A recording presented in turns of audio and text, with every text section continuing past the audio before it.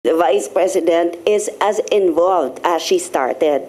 So, nung rinol out yung mga programa natin, beginning 2022, up to now, her involvement is the same, even more. Kasi, syempre, marami tayong nakikita na pwede pang mga areas of improvement. Maraming mga bagong ideas rin na binibigay si Vice President. So, her involvement never diminished. Yes, tatanong kasi na imagine ko na ang next question.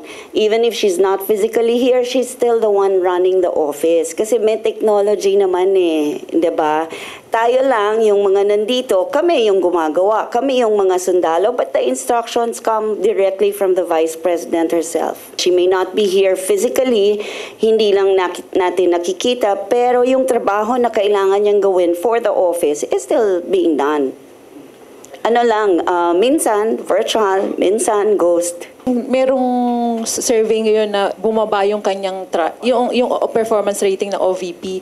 So, kasi may impression din na kaya bumaba dahil lagi siyang wala sa bansa. Ano po yung comment natin dito?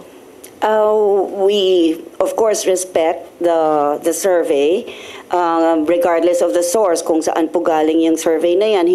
Okay lang po sa atin if that is their findings. And of course, with that, kung totoo man yun o hindi, we have resolved to do better for the Office of the Vice President. The Vice President herself also has resolved to work even harder than we are all working now.